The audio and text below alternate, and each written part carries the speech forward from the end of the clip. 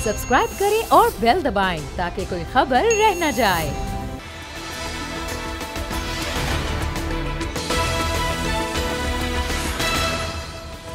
अस्सलाम वालेकुम, मैं हूं फैसल अजीज खान और आप देख रहे हैं अब बात होगी। हिंदुस्तान में जो कुछ हो रहा है अब सारी दुनिया उस पर चीख रही है। फ्रांसीसी मीडिया कह रहा है कि मोदी ने भारतीय जमहूरियत की बुनियादें तबाह कर दी हैं।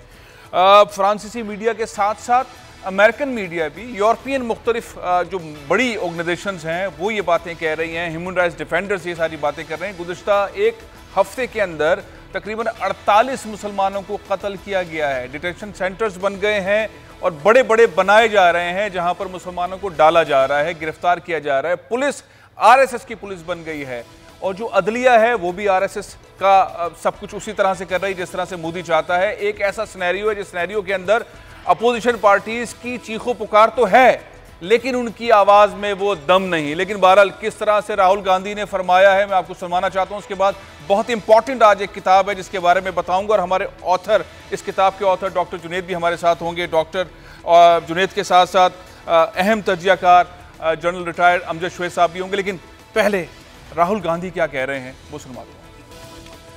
जो अपोजिशन लीडर हैं वो ये बात खुलकर अब कह रहे हैं कि आरएसएस नहीं चलाएगा असम को। आरएसएस हर जगह पर आ चुके हैं। आरएसएस के लोग पुलिस के अंदर हैं, लोकल एडमिनिस्ट्रेशन के अंदर हैं, अदलिया के अंदर हैं। पूरे हिंदुस्तान के ऊपर आरएसएस का कब्जा। और मोदी जिस तरह से लेके हिंदुस्तान को लेकर चल रहे हैं, शायद कभी सोचा ना था कि हिंदुस्तान में अब वो तमाम चीज़ें होंगी जो हो रही हैं। मैं गुफ्तगू का आगाज़ करता हूँ जनरल अमजद शुएब साहब से। सर, ये जो सूरत हाल एक उभर कर आ रही है और तेजी से आगे बढ़ रही है, अपोजिशन लीडर्स भी बोल रहे हैं, एक ऐसा सिनेरियो है डिटेंशन सेंटर्स। हम पहले तो रो रहे थे खाली कश्मीर के ऊपर, 147 दिन कश्मीर के हो गए हैं जहां कर्फ्यू है और 80 लाख से ज्यादा कश्मीरी जो हैं वो फंसे हुए हैं। 9 लाख इंडियन आर्मी है। अब जैसे जैसे दिन गुजर रहे हैं वैसे वैसे ऐसा महसूस हो रहा है कि हिंदुस्तान के अंदर मुसलमानों के लिए जगह नहीं है। नारे लग रहे हैं, आरएसएस के लोग नारे लगा रहे हैं कि मुसलमानों को पाकिस्तान चले जाना चाहिए। ये किस सिमत बढ़ रहे हैं हिंदुस्तान के हालात?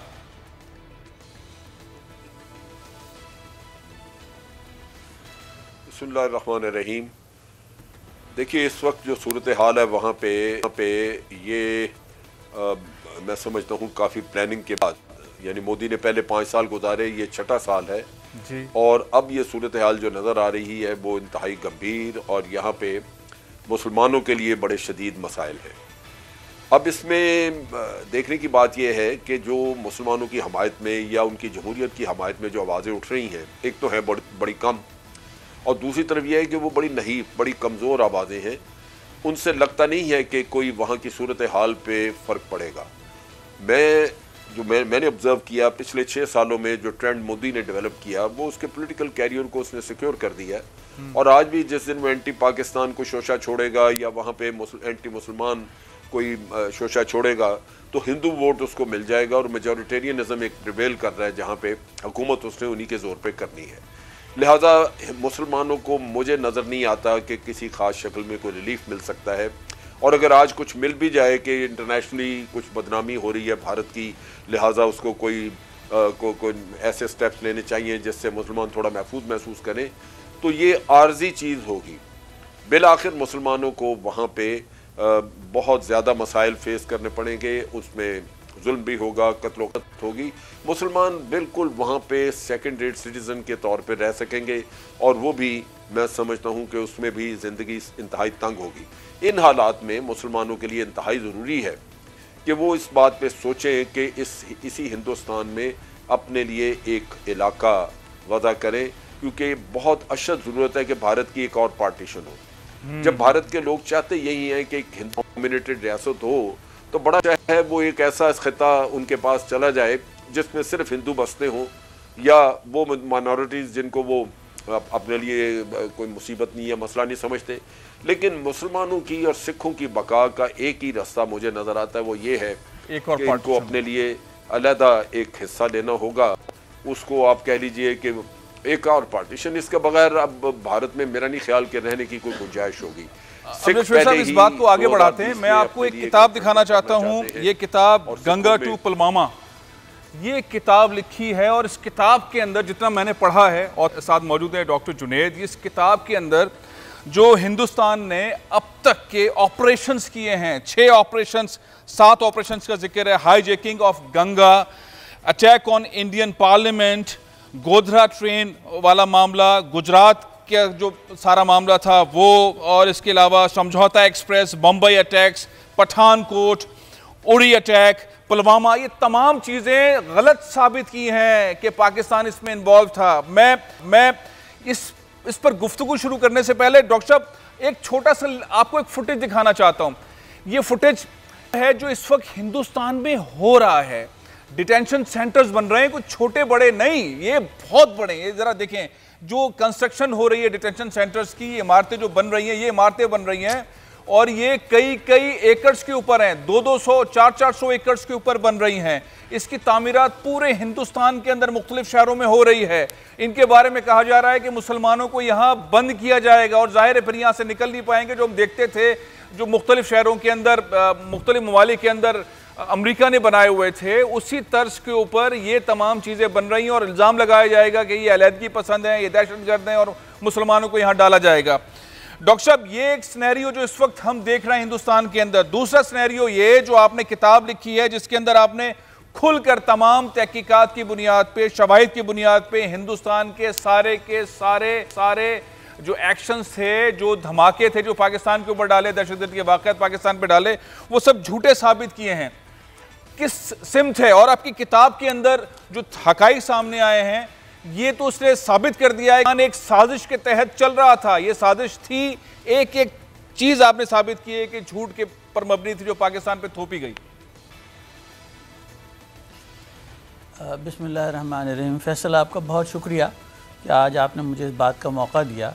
ये जो अभी बात अमजद शुएब साहब ने भी फरमाई कि शायद हिंदुस्तान में एक अलहदा मुल्क भी बनना चाहिए, ये सर हमें याद रहना चाहिए कि ये पाकिस्तान जो बना था ये बंगाली मुसलमानों की वजह से बना था और ये बंगाली मुसलमानों ही की सारी जद्दोजहद थी जिसकी बेसिस के ऊपर पाकिस्तान बना था। कायद आज़म मोहम्मद अली जिन्ना को मगरबी पाकिस्तान के ये जो 4 सूबे आज पाकिस्तान बनाते हैं, यहाँ पर आकर बाकायदा खुशामदे करनी पड़ी थी लीडरों की कि वो पाकिस्तान तहरीक को शामिल कर लें। मैं आपकी खिदमत में कुछ और बात अर्ज़ करना चाहता हूँ कि ये हिंदुस्तान की साजिश पाकिस्तान के ख़िलाफ़ 1947-48 से चल रही है। उन्होंने पहले मशरक़ी पाकिस्तान को अलहदा किया और उसके बाद ये साजिश उनकी मुसलसल चलती रही। उन्होंने पाकिस्तान के अंदर, हमें भूल नहीं जाना चाहिए कि MQM भी बनाई, BLA भी बनाई, BRA भी बनाई, TTP भी बनाई और इसके साथ साथ PTM वगैरह भी, ये सब भारत ने बनाई। अच्छा, इसमें जो बात मैं आपकी खिदमत में अर्ज़ करना चाहता हूँ कि ये पूरी किताब जिसके अंदर आपने अभी Ganga to Pulwama, India false flag operation, जिनका भी आपने जिक्र भी फरमाया, चाहे वो मुंबई, चाहे सबसे पहले वो पार्लियामेंट अटैक हो, उस पार्लियामेंट अटैक अभी वो चल ही रहा था कि उन्होंने पाकिस्तान को ब्लेम कर दिया था। 5 बंदे जो उसमें इन्वॉल्व थे कत्ल कर दिए गए थे शुरू के 1 घंटे में, मगर उसके बावजूद हुकूमत पाकिस्तान ने इस बात को, मामले को ठीक से नहीं उठाया और हम चुप कर गए। और उसके बाद हिंदुस्तान ने अपनी फ़ौज मोबिलाइज़ की, हमने भी की। हमने इंडिया को क्वेश्चन नहीं किया, ये जनरल मुशर्रफ की हुकूमत थी कि आप क्या फजूल बात कर रहे हैं, ये तो हुआ ही नहीं, आप ज़रा साबित करें। उसके बाद गोधरा ट्रेन उन्होंने उन पर इल्ज़ाम लगाया, फिर गुजरात में कार्नेज हुआ। उसके बाद फिर यह हुकूमत पाकिस्तान का फेलियर था कि हम मोदी को इंटरनेशनल कोर्ट ऑफ जस्टिस में नहीं लेकर गए, हालांकि दुनिया के बहुत से ममालिक ने इसको टेररिस्ट डिक्लेयर करके इसको वीज़े नहीं दिए थे, जिसमें अमेरिका भी शामिल था। आगे चलिए, उसके बाद फिर समझौता एक्सप्रेस का किस्सा हुआ। अच्छा, उस समझौता एक्सप्रेस के ऊपर कितने पाकिस्तानी मरे? कर्नल पुरोहित ने यह कह भी दिया कि हाँ, मैं इसको मारने में शामिल था। उसके बाद कर्नल पुरोहित को सज़ा भी हुई और पिछले साल उसे छोड़ भी दिया गया। हुकूमत पाकिस्तान इस पर भी खामोश रही और कुछ भी नहीं किया। मुंबई अटैक्स हुए, अभी मुंबई अटैक्स चल रहे थे कि पाकिस्तान में हमारे कुछ मीडिया हाउसेस ने अजमल कसाब का घर भी ढूंढ लिया था, उसके वालिद का भी इंटरव्यू कर लिया था वगैरह वगैरह। जो 2018 में साबित हो गया कि अजमल कसाब तो इंडियन नेशनल था, कभी पाकिस्तान आया ही नहीं। उसके अंदर भी हमारी फेलियर देख लीजिए। हमारे प्राइम मिनिस्टर साहब ने ये तक कह दिया था कि मैं अपने ISI की चीफ को वहाँ भेज दूँगा ताकि आप उनसे इन्वेस्टिगेशन कर लें। आपको ये भी ख्याल नहीं है कि वो एक 3 स्टार जनरल है। शुजा पाशा साहब की बात हो रही है। उसके बाद पुलवामा पठानकोट पे भी हुआ, उड़ी पे भी हुआ। मैं आपकी खिदमत में ये बात अर्ज़ करना चाहता हूँ कि ये सारी हुकूमत पाकिस्तान की नालायकी है और जो इस वक्त हिंदुस्तान में हो रहा है। और अगर हमने हिंदुस्तानी मुसलमानों का साथ नहीं दिया तो याद रखिए कि यही चीज़ पाकिस्तान में हिंदुस्तान खुल के रिपीट करेगा। और वो बहुत अरसे से ये कोशिश करते रहे हैं। ये टोटल गवर्नमेंट ऑफ पाकिस्तान का फेलियर होता है।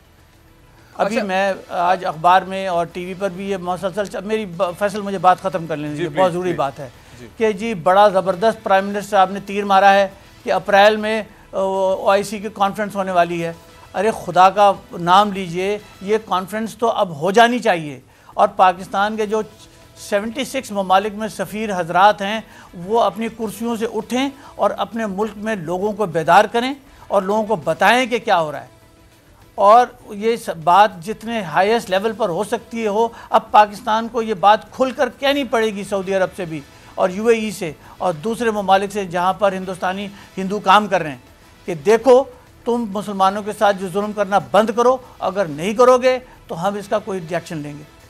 मगर क्योंकि हमारी हुकूमत ये काम नहीं करती तो ये मामलात ख़राब से ख़राब तर होते चले जा रहे हैं। हमारी हुकूमत को करना चाहिए। माजी की जो हुकूमत थी उनके ऊपर तो ठीक है, आप समझते हैं मौजूदा हुकूमत भी जो काम कर रही है वो उसका फोकस ठीक नहीं। जैसे डॉक्टर साहब कह रहे हैं हमारी हुकूमतों का भी फोकस ठीक नहीं है। जो किताब के अंदर इतने बड़े बड़े जो दहशतगर्दी के वाक़यात थे जो पाकिस्तान पे थोपे गए हैं, जो हिंदुस्तान की मुख्तलिफ गवर्नमेंट्स ने थोपे हैं, उस वक्त तो PJP की गवर्नमेंट भी नहीं थी जिस वक्त के 2-3 वाक़यात हैं। लेकिन एक नैरेटिव हिंदुस्तान का रहा है कि सारे दहशतगर्दी के वाक़यात पाकिस्तान पे थोपे जाएं। आप जो बात कर रहे हैं अमजद शुएब साहब, पाकिस्तान को अब किस सिमत आगे बढ़ने की ज़रूरत है, क्या करना चाहिए? हिंदुस्तान के अंदर जो कुछ हो रहा है वो हो रहा है। जिस तरह से डॉक्टर जुनैद भी कह रहे हैं कि पाकिस्तान के एम्बेसडर्स उठें और सारे दुनिया के अंदर पाकिस्तान की बात करें, हिंदुस्तान को एक्सपोज करें। इक़दाम ठीक लग रहे हैं आपको PTI गवर्नमेंट के या इसमें कमी है?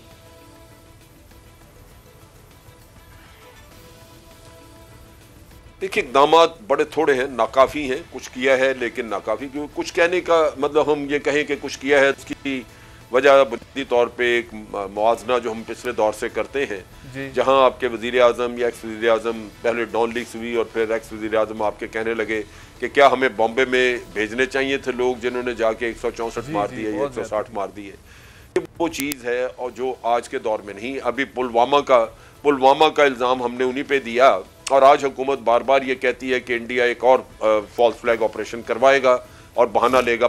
ये आज दिन तक जो हुआ नहीं इतने अरसे में, उसकी बुनियादी वजह यही है कि हुकूमत पाकिस्तान बार बार कहती रही है कि इंडिया फॉल्स फ्लैग ऑपरेशन के जरिए पाकिस्तान पे हमला करने का बहाना ढूंढ रहा है। तो ये मैं समझता हूँ थोड़ा सा स्टांस का फ़र्क है, वरना पहली हुकूमतें तो बात ही नहीं करती थी। मैंने फॉरेन ऑफिस से एक दफ़ा बात की, मैंने कहा जर्मन ऑथर ने एक किताब लिखी है बिट्रेयल ऑफ इंडिया। उसने 8 साल की रिसर्च के बाद ये साबित किया है कि बॉम्बे के अटैक में पाकिस्तान मुलव्वस नहीं था। तो आप के मुंह को ताला आप क्यों नहीं बोलते? तो उन्होंने कहा जी हमारे मुंह को ताला नहीं है, हमारा मसला ये है कि हमारे लीडर जो हैं वो उधर से भारत से इल्ज़ाम नहीं लगता, वो पहले ही अपने ऊपर ले लेते हैं।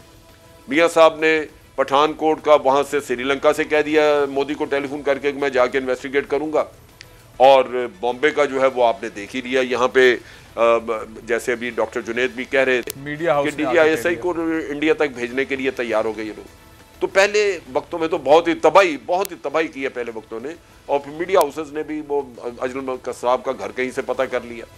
तो ये वो मुश्किलात थी, लेकिन आज भी जो कुछ हो रहा है वो बहुत नाकाफी है।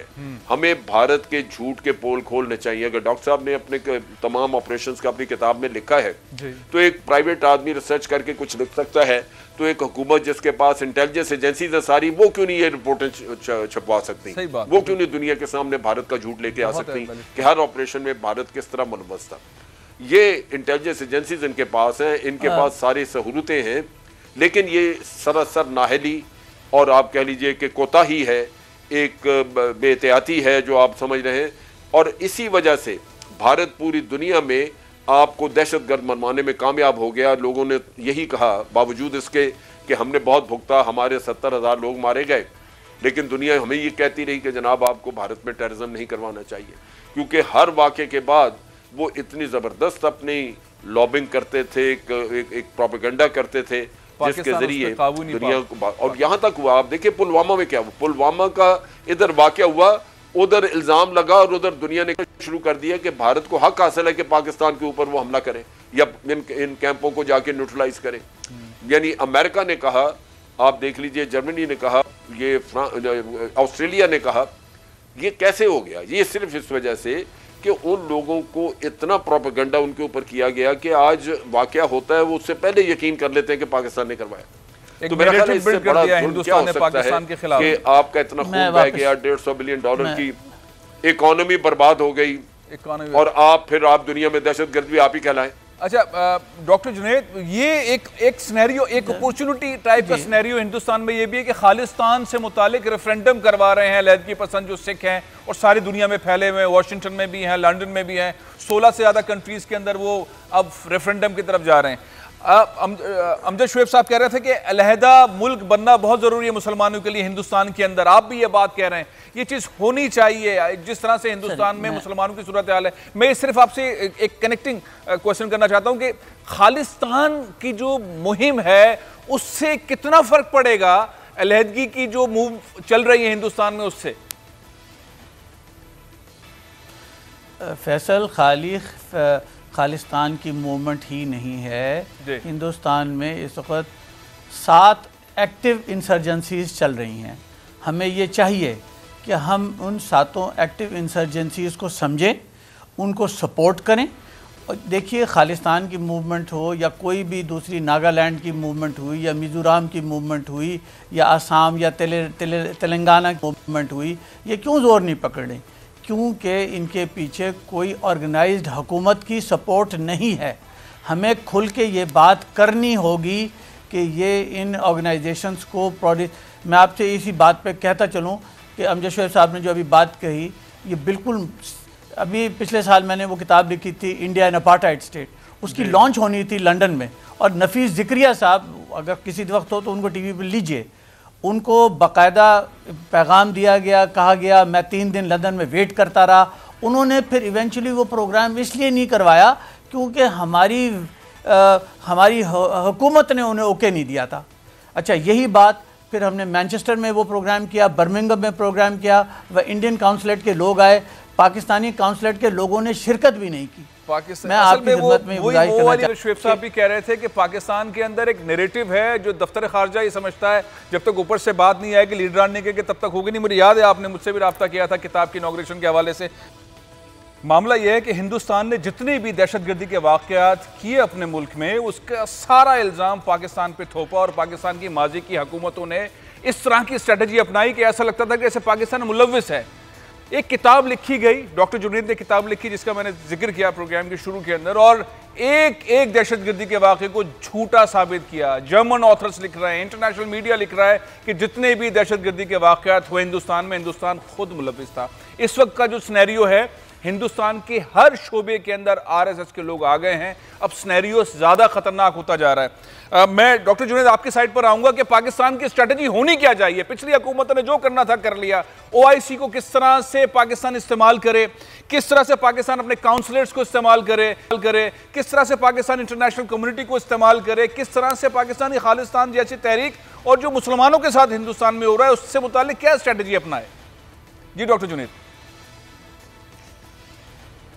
फैसल साहब, हमें इस बात की अर्जेंसी का अंदाज़ा नहीं हो रहा। ये जिस किस्म से जो इतलात मुझे भी दोस्तों के थ्रू इंडिया से मिल रही हैं और जो उनकी तैयारियों का हाल है, ये इनका प्रोग्राम है कि अगले 3-4 माह में ये मुसलमानों का कत्लेआम शुरू कर देंगे।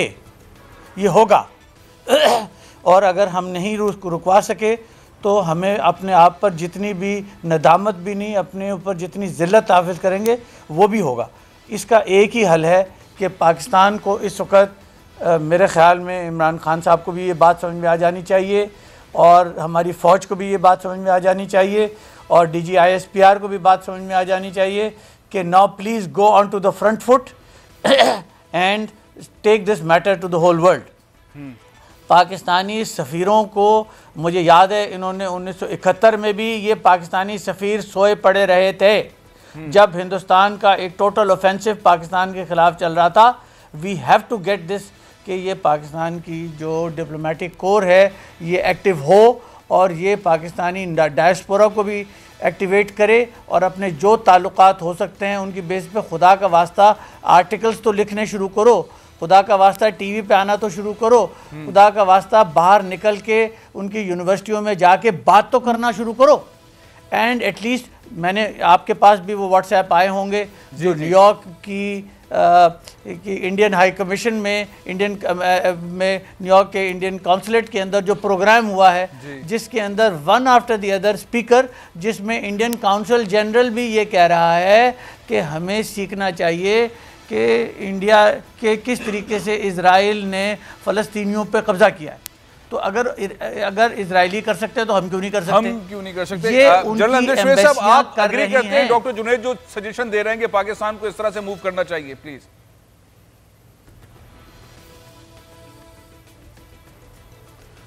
देखिए, ये तो डिप्लोमेटिक एफर्ट है कि आप करें, बिल्कुल दुनिया के सामने भारत का असल चेहरा सामने लाना चाहिए, उसके जो असल अज़ाइम है वो दुनिया के सामने हमें लाने चाहिए जी।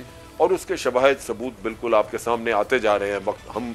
आप देख लीजिए कि जो इमरान खान साहब ने जो तकरीर की थी यूनाइटेड नेशन में, उसमें जो कुछ कहा था इंडिया के बारे में कि कत्लेआम की तरफ ये बढ़ रहे हैं, क्या वो चीज़ें आहिस्ता आहिस्ता उस तरफ जाती नज़र नहीं आ रही? वैसे ही हो रहा है। हमें ये दुनिया को बताना है कि हम जो आज आपको वार्न कर रहे हैं, ये अगर कल को आपको एहसास हो तो वो इतना लेट होगा कि फिर उसका जो नताइज होंगे उनसे बचा नहीं जा सकेगा। लिहाजा इसके लिए मनसूबाबंदी अब हो। लेकिन जो मुसलमानों के लिए वहाँ पे पैगाम है और सिखों के लिए है वो ये है कि अगर आज टल भी जाए ये उनकी मुश्किल, अगर आज हालात वक्ती तौर पे बेहतर हो ही जाएं, तो हिंदुस्तान में जो माइंडसेट तैयार कर दिया गया है वो बाद में भी आपको तंग करेगा। बिलाखिर ये होगा कि मुसलमानों को डिटेंशन कैंपों में डाला जाएगा, वहाँ से निकाला जाएगा कि जी आप मुल्क छोड़ें, भागें, और वो ज़िंदगी जो है वो आइंदा नस्लों की अगर आप गिरवी रखना चाहते हैं हिंदू के पास, तो उससे बेहतर ये है कि आज आप कुर्बानी दे लें और अपने लिए कुछ अलग खिता वहाँ पे तलाश कर लें। नॉर्दर्न शुमाली इंडिया में, शुमाल मशरकी इंडिया में मेरा ख्याल है कि ये खिता क्रिएट करना कोई इतना बड़ा मसला नहीं होगा। यूपी में मेजॉरिटी भी है लोगों की, हिंदू मुसलमानों की, और ये एक जद्दोजहद है जो हमने भी की उस ज़माने में सन 47 में। अगर ये लोग उस ज़माने में अपना फैसला नहीं कर सके या उन्होंने गलत फैसले किए तो इजाला आज भी वही है। ये नहीं हो सकता कि आज कोई नया हल निकल आए।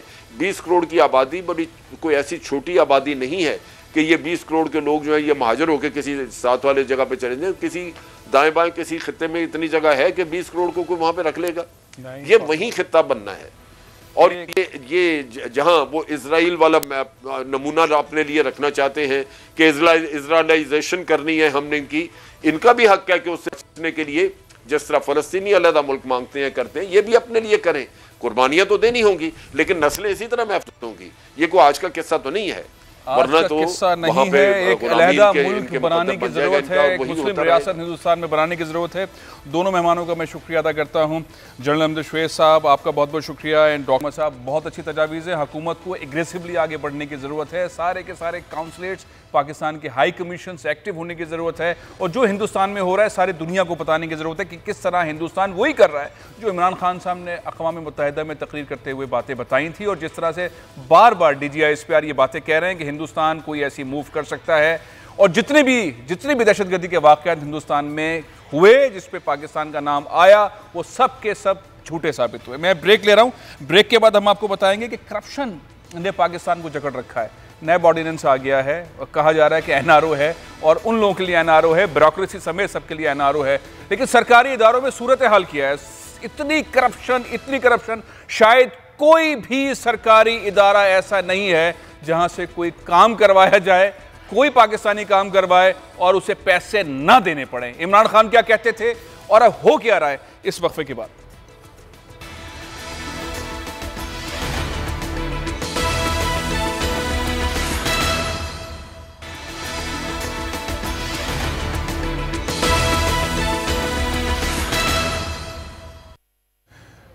Welcome back. सूरत हाल ये है कि पाकिस्तान में शायद ही कोई सरकारी इदारा ऐसा हो जहां पर कोई आम शहरी जाए, जहां उसकी इज्जत हो, उसका एहतराम किया जाए और वो बगैर पैसे दिए, बगैर रिश्वत दिए अपना काम करवा ले। चैलेंज है, पाकिस्तान में कोई ऐसा इदारा नहीं है। अभी एक ऑर्डिनेंस आ गया नैब का। ये ऑर्डिनेंस ब्यूरोक्रेसी के अंदर जो करप्शन है उनको तहफ़्फ़ुज़ फराहम कर रहा है। पिछले 24 घंटे के अंदर जो डिबेट हो रही है इस ऑर्डिनेंस से मुतालिक, उस पर बड़ी तनकीद है।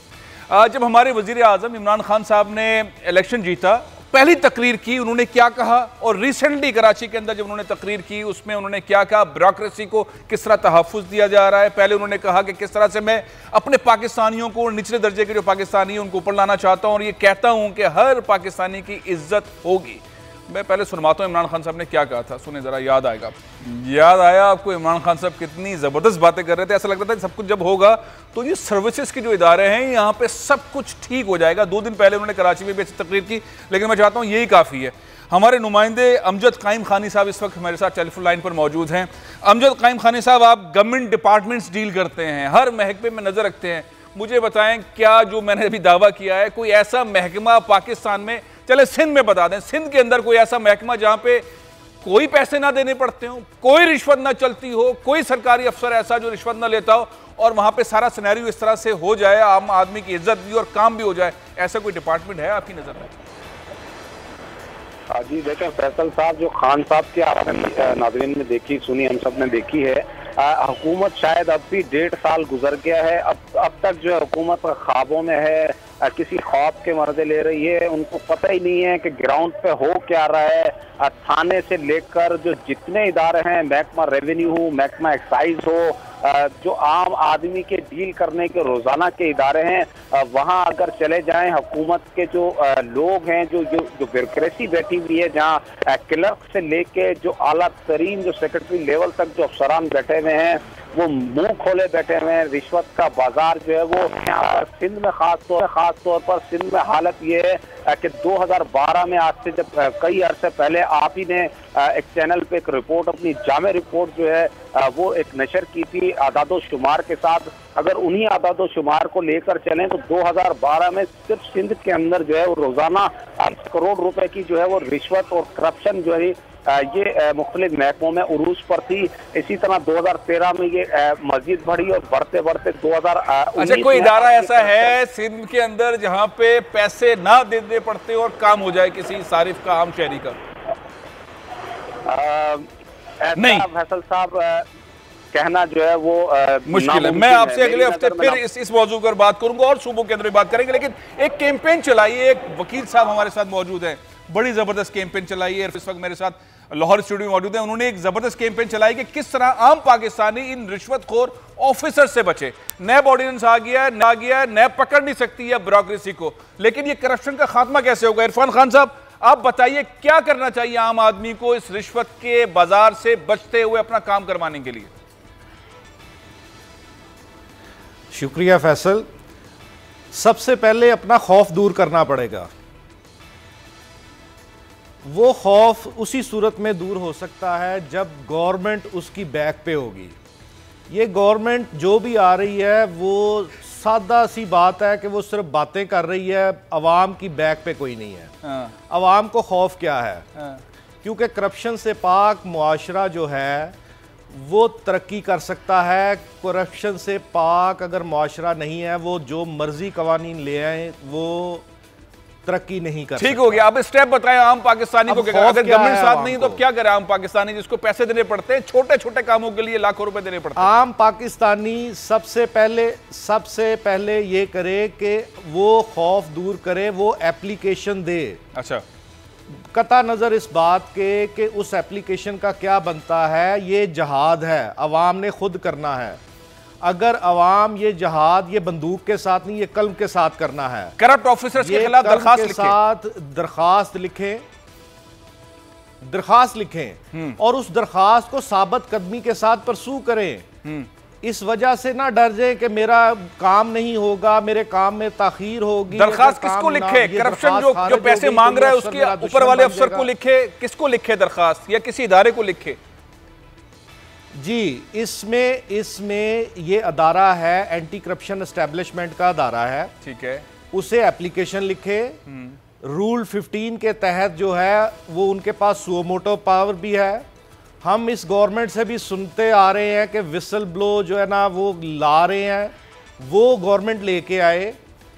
अगर ये एप्लीकेशन एंटी करप्शन एस्टेब्लिशमेंट में मूव कर देता है और एंटी करप्शन एस्टेब्लिशमेंट में सिर्फ एप्लीकेशन लिख दे, शायरी लिख दे कि मेरे खिलाफ ये मामलात हैं और मैं ये चाहता हूं और ये पैसे मांग रहे हैं, ये तफसीलात लिख दे, अपना केस सारा लिख दे। जी सिंपल ये तफसीलात लिख दें, उसके बाद एंटी करप्शन एस्टेब्लिशमेंट खुद एक्टिवेट हो जाएगी।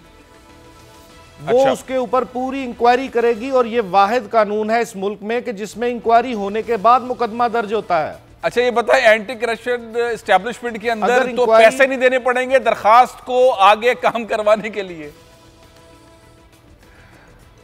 अब ये देखें, ये बड़ा पेनफुल फैक्ट है। अगर मैं इस कमेटी के मेंबरान के नाम आपको बता दूं कि ये एंटी करप्शन कमेटी के मेंबरान कौन है, 13 मेंबरान हैं, जिनमें जी सीएम जी 3 MPAs जी चीफ सेक्रेटरी जी एडिशनल चीफ जी। Secretary services general administrative department का जी, chairman CM inspection team, home secretary, 3 secretaries, secretary to provincial ombudsman और डीजी एंटी करप्शन एस्टेब्लिशमेंट। जी किताबों में तो ये कमेटी बनी हुई है, हाँ लेकिन ग्राउंड में इसका अमल दरामद जीरो है।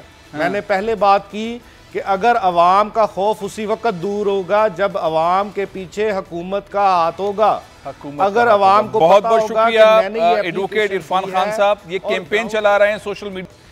हर महकमे में, पाकिस्तान के हर महकमे में करप्शन है, कोई ऐसा महकमा नहीं है जहां पर काम बहुत इंसाफ से, आज़ादी से हो जाए। इमरान खान साहब ने एक वादा किया था पाकिस्तानी कौम के साथ कि सारे पाकिस्तानियों को ब्यूरोक्रेसी में जिस सरकारी दफ्तर में जाएंगे वहाँ इज्जत मिलेगी, उनका काम होगा। ऐसा हो नहीं रहा है खान साहब। और आपकी जो ऐप है उसके ऊपर बहुत शिकायतें मौसूल हो रही हैं। इस पर आइंदा हफ्ते भी हम स्पेशल प्रोग्राम करेंगे और सूबों के अंदर क्या हो रहा है इस पर भी बात करेंगे और तफसीलात से आएंगे। करप्शन से किस तरह निजात हासिल की जाए, गवर्नमेंट कहाँ है और इस ब्यूरोक्रेसी को जब आज निजात मिल गई है ऑर्डिनेंस के जरिए, नैब ऑर्डिनेंस के जरिए, तो अब इनको कौन पकड़ेगा।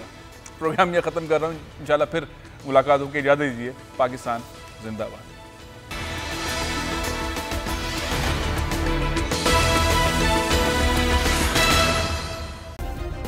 सब्सक्राइब करें और बेल दबाएं ताकि कोई खबर रह न जाए।